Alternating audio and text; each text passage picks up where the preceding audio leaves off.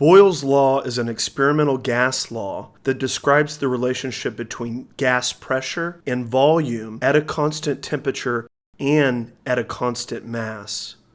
Let's say we captured some gas in a glass beaker and we put an airproof lid with a piston handle on it. The gas particles, they're moving around inside the beaker, so they're occupying a certain amount of volume. If we were to apply an external downward force on that airtight lid and decrease the volume of the container, well, then the particles of gas are going to ricochet and apply force over a greater amount of area.